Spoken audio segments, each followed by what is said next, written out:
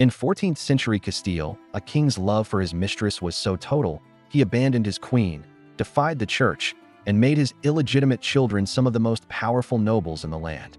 For 20 years, Eleanor de Guzmán was the kingdom's uncrowned queen, a woman of incredible power and ambition. But the moment the king died, her entire world came crashing down.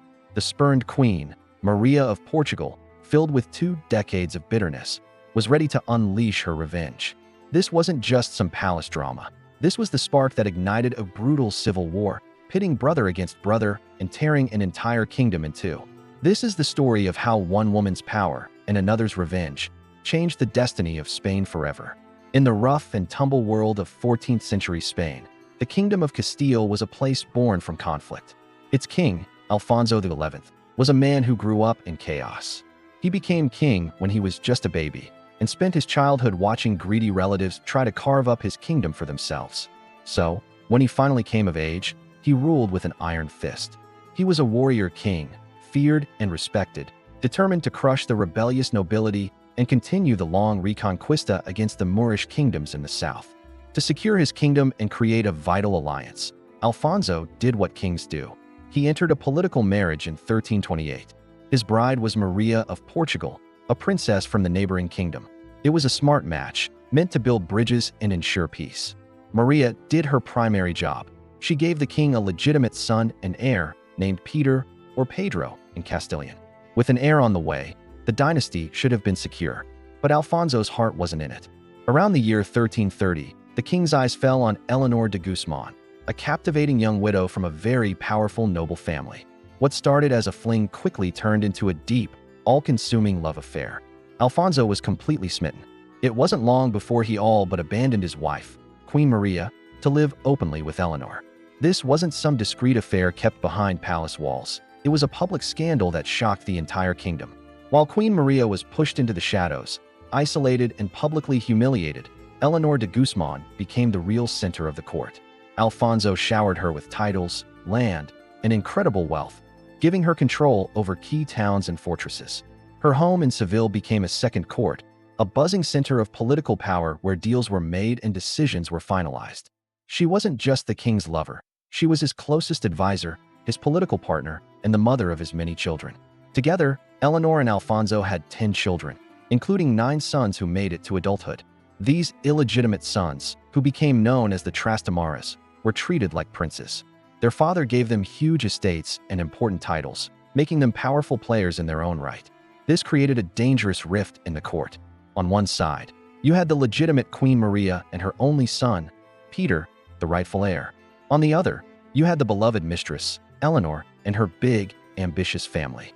Castile basically had 2 royal families, and the stage was being set for a disaster. The tension was so thick you could cut it with a knife, a quiet storm just waiting for the right moment to break. But Eleanor de Guzmán was much more than just a pretty face. She was a brilliant and ambitious woman who knew exactly how fragile her position was. She might be living like a queen, but she knew that all her power came from one source, the king's love for her.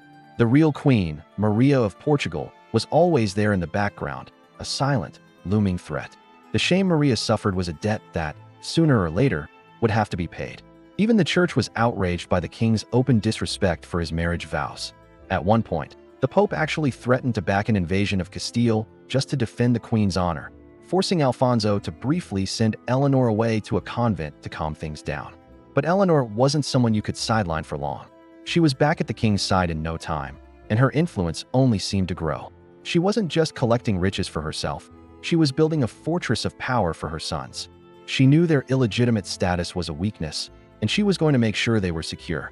Her savviest move was arranging a marriage for her oldest son, Henry of Trastamara, to a woman named Juana Manuel. Juana was the daughter of one of the most powerful nobles in the kingdom, a man who had been one of Eleanor's biggest rivals. With that one marriage, Eleanor turned a powerful enemy into an ally and massively boosted her son's status, giving him a distant but credible claim to the throne. Every move was a calculation. She ran her own court, met with foreign ambassadors, and was a key player in the kingdom's politics. Her sons, especially Henry and his twin brother Frederick, were given top military commands and titles, weaving them into the very fabric of Castilian power. While Alfonso ruled the kingdom, Eleanor ruled the king. This created a powder keg. The mistress's sons had more power, more land, and more influence than the legitimate heir to the throne.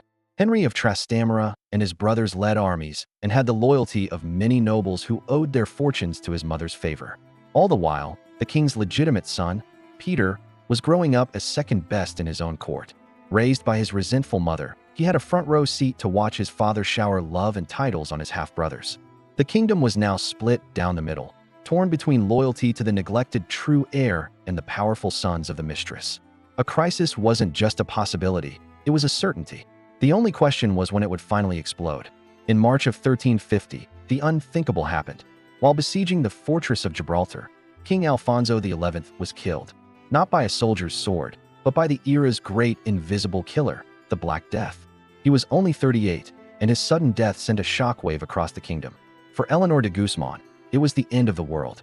The man who protected her, the source of all her power, was gone. The power vacuum he left was instantly filled by the one person who had been waiting 2 decades for this exact moment, the Dowager Queen Maria of Portugal. With her 16-year-old son, now King Peter I of Castile, on the throne, Maria had one thing on her mind: revenge. Her long-suppressed hatred for Eleanor, the woman who stole her husband and her place as queen, was finally let loose. Eleanor knew she was in mortal danger and tried to hide in one of her fortified towns, hoping her allies would protect her. But loyalty in the royal court is a fickle thing. Seeing the shift in power, many of the people who had once praised her now turned their backs. Maria and her allies moved fast. They accused Eleanor of plotting against the new king, a charge that gave them the excuse they needed to have her arrested. She was thrown in prison, stripped of her titles and lands, and left to wonder what would happen next. From her cell, Eleanor made one last, desperate play. She rushed through the marriage of her son Henry to Juana Manuel, finalizing the powerful alliance she prayed would save her family. But it was too late to save herself. In 1351, inside the royal fortress of Talavera de la Reina, Maria's revenge was carried out. On the Dowager Queen's orders, Eleanor de Guzmán was executed. Some reports say her throat was slit with a dagger, a brutal, personal act of vengeance that showed just how deep Maria's hatred ran. Maria probably thought that by getting rid of her rival, she was securing her son's throne and ending the divisions in the kingdom. She couldn't have been more wrong.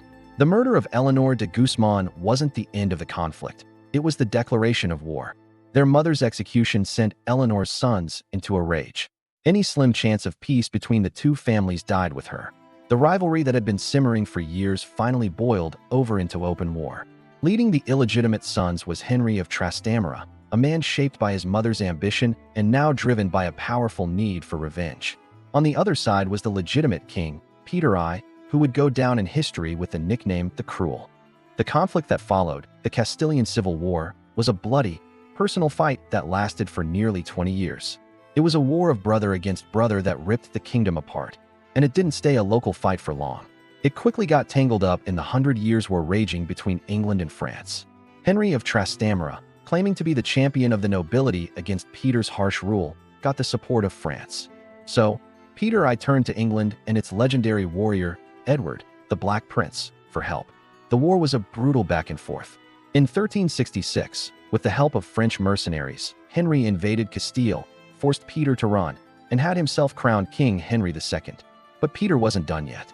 He fled to English territory and convinced the Black Prince to help him win back his throne, promising him huge amounts of cash and land. The next year, at the Battle of Nájera, Peter's English-backed army smashed Henry's forces. Peter was back on the throne, and Henry had to flee to France once again. But Peter's cruelty and, more importantly, his failure to pay the English, cost him dearly. The Black Prince, disgusted with Peter and with his own army sick with dysentery, packed up and left. This was the opening Henry needed. Backed by the French once again, he returned to Castile in 1368. The final, bloody chapter came in March 1369. The armies of the two half-brothers clashed at the Battle of Montiel. Peter's army was defeated, and he fled to a nearby castle. A trap was set. Peter was tricked into leaving the fortress, supposedly for negotiations, and came face-to-face with his hated rival. The confrontation was instant and violent. In the struggle, Henry of Trastamara stabbed his half-brother to death, personally killing the legitimate king. With that act of fratricide, the war was over. The royal mistress's son had finally avenged his mother and claimed the crown for himself. The story of Eleanor de Guzmán and the war that followed is a wild reminder of how personal drama can completely alter the course of history. If you love uncovering these hidden stories from the past as much as we do, make sure to subscribe and hit that like button to help support the channel. And drop a comment below. Do you see Eleanor as a ruthless social climber who got what was coming to her, or as the victim of a bitter, vengeful rival? We'd love to know what you think. The murder of King Peter I in 1369 wasn't just the end of the Castilian Civil War, it was the dawn of a new age for Spain. Henry of Trastamara, the illegitimate son of Alfonso XI and Eleanor de Guzmán, became King Henry II, the first ruler of the new Trastamara dynasty. In a way, you could say Eleanor won. Her own bloodline now sat on the very throne her rival had fought so hard to protect for her son. The family she founded would not only rule Castile, but would eventually extend its power to the neighboring kingdom of Aragon. This change in power had massive consequences. Just over a century later, two rulers from this very house of Trastamara, Ferdinand of Aragon and Isabella I of Castile, would marry, unite the Spanish kingdoms, finish the Reconquista, and bankroll the voyages of Christopher Columbus. This set the stage for the rise of the Spanish Empire. The echoes of Eleanor's ambition and Maria's revenge rippled across the centuries, shaping the destiny of a nation and, ultimately, the world. The story of Eleanor de Guzmán shows just how explosive the mix of love, power, and politics could be in the medieval world. It all started with a king's forbidden love and ended with a dynastic revolution. A queen's bitter revenge and a mistress's fierce ambition for her sons plunged a kingdom into war, but from those ashes, a new Spain would eventually rise, built on the foundation of a royal scandal.